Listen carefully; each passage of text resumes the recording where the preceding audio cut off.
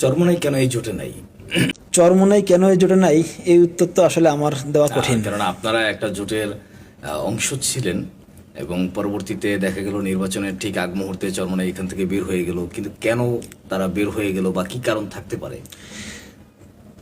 আমি আমার নিজের পক্ষ থেকে এখানে বিশ্লেষণ না করে চরমোনাইয়ের যে বক্তব্য, ওনাদের বক্তব্য হলো কয়েকটা মূল পয়েন্ট ওনারা বলেন। একটা হচ্ছে শরিয়ার প্রশ্নে জামাত আগে নাকি শরিয়ার কথা বলেছে, এখন শরিয়ার থেকে বের হয়ে গেছে, ইসলাম থেকে বের হয়ে গেছে, এই জন্য ওনারা বের হয়ে গেছেন। আর একটা হলো আসলে আসন বনাবনীয় হয় নাই ঠিক মতো। মানে চরমোনাইয়ের দাবি হলো যে সমস্ত জায়গায় ওনারা দুর্বল, ওই জায়গায় ওনাদেরকে দেওয়া হচ্ছিল। আর আপনি কি মনে করেন? চরমোনাইয়ের দাবি তো আমরা বিভিন্ন গণমাধ্যমের মাধ্যমে আমরা দেখতে পেয়েছি। এখন আমি কিছু একটা মন্তব্য করলেই তো বিতর্ক সৃষ্টি হবে। এখানে বাস্তবতা হলো আসলে আসন বনাবনিটাই মুখ্য ছিল। কারণ জামাত ইসলাম যে এরকম একটু মডারেট ইসলামী দল, এটা তো আমরা আগের থেকেই জানি। চরমোনাইয়ে জানতো, সবাই জানতো চরমোনাইয়ের সাথে জামাতের এবং জামাতের সাথে আমাদের এই যে আকিদাগত দ্বন্দ্ব এবং এই বিষয়গুলো নিয়ে তো অনেক আগের থেকেই চলতেছে। সেই হিসেবে তাদের সাথে জোট করার সর্বপ্রথম উদ্যোগ নিয়েছে চরমোনাই। তারা তো জানতো যে জামাত কল্যাণ রাষ্ট্র চায়, তারা সরাসরি কখনো খেলাফত রাষ্ট্র এরকম বলে না, বলে কল্যাণ রাষ্ট্র। তো এগুলো জানার পরেও তাদের সাথে জোট করেছে। এরপরে জোট ভাঙ্গার পরে আবার ইসলামের কারণে মদিনার দিকে স্টারিং ছিল, এই গাড়ি চলতেছিল, হঠাৎ করে আমেরিকার দিকে চলে গেল। এই সমস্ত বক্তব্য আসলে সাধারণ মানুষ বিশ্বাস করে না। এখানে আসলে আসন বনাবনি হয় নাই, এটাই হলো সবচেয়ে বড় কারণ। আচ্ছা, আপনাদের বিভিন্ন ফেসবুক মাধ্যমে আমরা দেখতে পেলাম, যে সোশ্যাল মিডিয়াতে দেখতে পেলাম যে আপনারা কিছুদিন আগে চরমোনাই এবং আপনারা একে অপরের বিরুদ্ধে বেশ কিছু পোস্ট দিয়েছেন। মানে এই বিষয়টা কেন, মানে কি নিয়ে আপনাদের ভিতরে দ্বন্দ্বটা তৈরি হয়?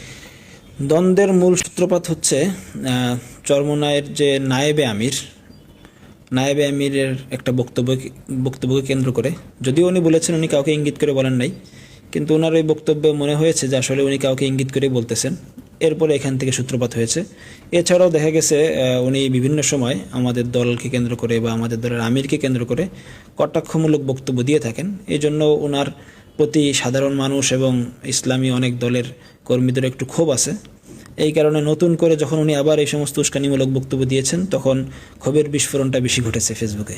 আচ্ছা, ক্ষোভ তো চরমোনাইয়ের বিরুদ্ধে আছে, আপনাদের বিরুদ্ধেও তো মানুষের থাকতে পারে, তাই না? আছে, বলতেছে, আমাদেরকেও প্রচুর গালাগালি করে। আপনারা অন্য যখন কথা বলে আপনাদের বিরুদ্ধে, তখন আপনারা সেটা সেভাবে প্রতিবাদ করেন না, কিন্তু চরমোনাই একটা দল হিসাবে আছে কারণে কি আপনারা সেটার প্রতিবাদ করেছেন, বা আপনাদের সাথে নাই কারণে? আমাদের সাথে নাই এরকম তো আরো অনেকেই আমাদের বিরুদ্ধে বলে। যেমন জমিয়ত আমাদের সাথে নাই, জমিয়তের কর্মীরাও আমাদেরকে বলে, কিন্তু ওইভাবে জমিয়তের বিরুদ্ধে আমরা বলি না। এরপরে গণ অধিকার পরিষদের সাথে আমাদের একসময় খুব ভালো সম্পর্ক ছিল, এখন নাই। এখন মাঝে মাঝে কথা কাটাকাটি হয়, তারপর ওইভাবে আমরা বলি না। আরও অনেক দল আছে।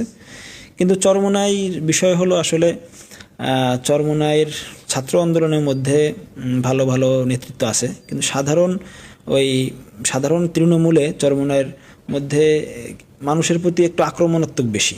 এই জন্য ওরা যখন অনেক বেশি আক্রমণাত্মক হয়ে ওঠে, তখন পাল্টা দিক থেকেও জবাবটা সেভাবেই আসে। এই জন্য ওদের সাথে সবারই মোটামুটি যখন যার সাথে লাগে খুব ভালোভাবেই লাগে, কারণ ওরা ন্যূনতম কোনো সৌজন্যতাবোধ রক্ষা করতে পারে না।